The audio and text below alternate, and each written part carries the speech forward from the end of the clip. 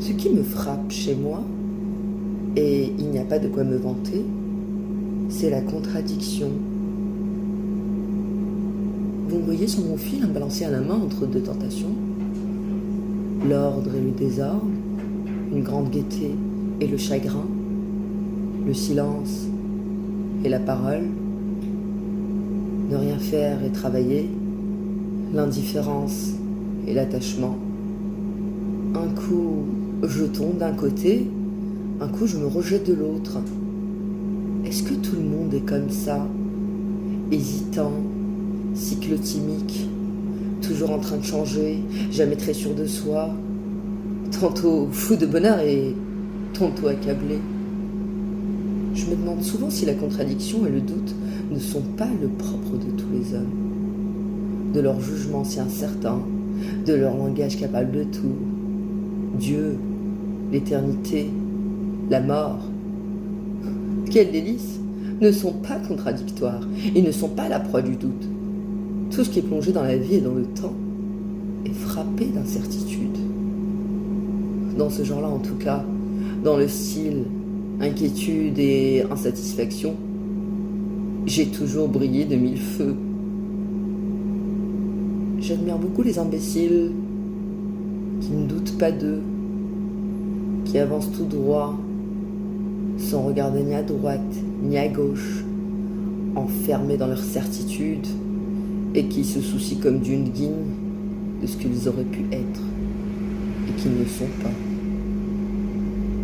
Je ne sais jamais de me dire que j'aurais dû prendre un chemin différent, que j'aurais mieux fait d'être un autre.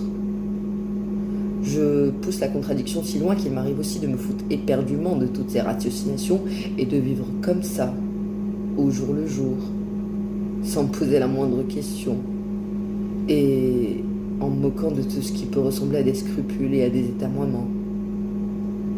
Le ver est pourtant dans le fruit, et la petite chanson n'est jamais loin. Quel ennui d'être moi. À quoi bon? Qu'est-ce que je fais là? Il y a une fêlure entre moi et moi qui ne demande qu'à se rouvrir. Je suis de la famille de ceux qui s'interrogent enfin sur eux-mêmes et sur le monde, et dont le ressort est l'insatisfaction. Je me réclame de deux maîtres illustres, Montaigne, Chateaubriand, en bon élève de Pyrrhon et de Sextus Empiricus.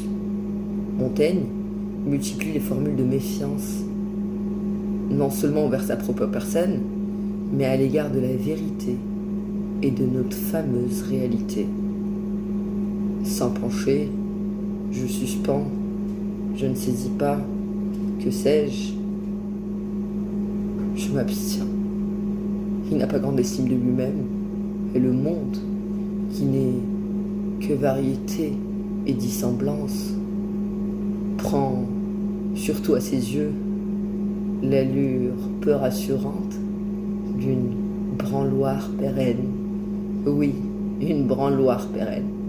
Voilà ce qui est depuis toujours le monde autour de nous. Un texte de Jean d'Ormesson.